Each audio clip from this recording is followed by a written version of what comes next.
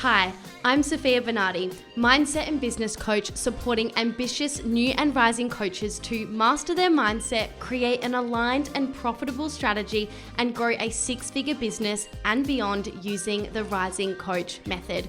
I built a $500,000 business by the age of 24, and in this podcast, I will teach you the psychology, strategy, and energetics to do the same. Let's dive in.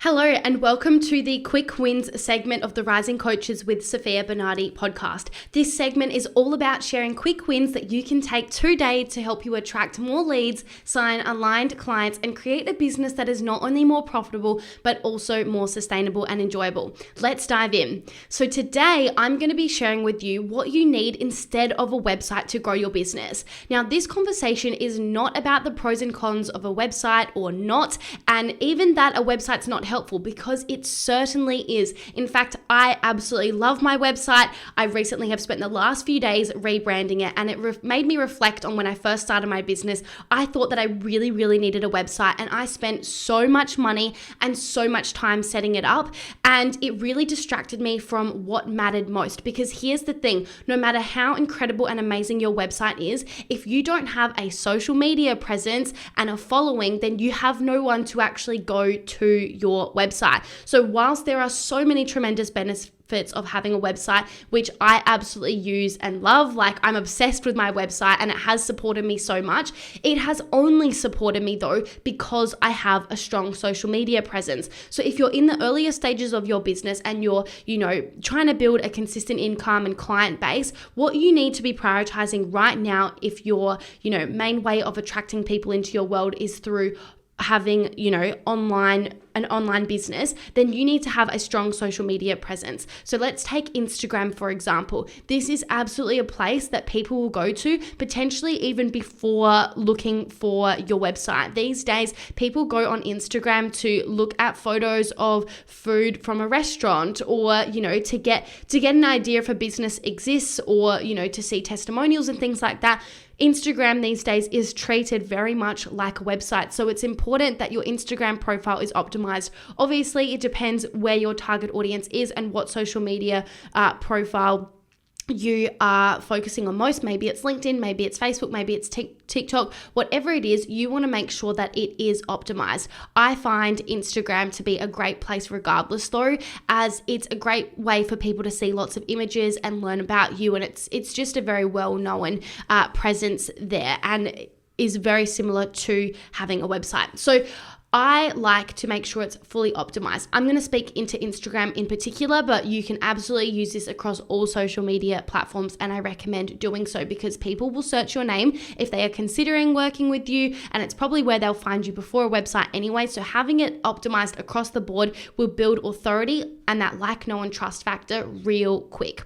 Okay, so you first need to have a clear profile picture. Have the same profile picture across all of your social media platforms so people know, oh yeah, this Sofia is also this Sofia here on Facebook. So it just builds the trust there. So have the same profile picture ideally. Have an optimized bio. So typically with, Instagram, but also with Facebook and LinkedIn, you have very minimal characters to get your message across. So put your I help statement, put your name, put your, the type of coach you are, or the type of service that you provide. So it's really abundantly clear. You want to ask yourself, if someone that was your ideal client was brand new to your world, had never seen or heard from you before, what is it they would need to see, hear, read, and know on your bio to know that it's worth following you to get the result that they want or to solve the problem that they have? Like, really ask yourself that. So don't waste time and characters saying that you love walking on the beach and all of these sorts of things. Talk about what matters most, okay? You want to then post consistent content. There's nothing worse if if you've come across a profile and the last time they posted was like 2 or 3 years ago. You're like, there's no point following this person, right? You want to see that there is consistency, so they know that they're going to, get value and a return on investment when following you on social media. On Instagram in particular, you can have pinned posts, but I'm pretty sure you can on TikTok and things like that as well. But you can pin up to 3 posts, and you want to choose that very strategically. Again, think people that come to your profile typically don't know very much about you, if anything at all. So what would you want the first 3 posts to be that would allow them to very quickly get to know you and receive value? Okay, you can always check out my Instagram for inspiration. It is at Sofia Rose Bernardi. And yeah, these pinned posts is going to be a great way for people deciding whether to follow you or not, and really clearly and quickly get across exactly who you are and what it is you do, okay? So that your audience can get to know you more easily. You also want to leverage the story highlights. So you can save your Instagram stories in highlights and clearly organize them. So if people want to see specific bits of information, whether that's testimonials or about you or about certain offerings, that they can click on that highlight. And again, your Instagram stories just gives a real insight to who you are and that raw and realness. And that is really good for warming up colder leads.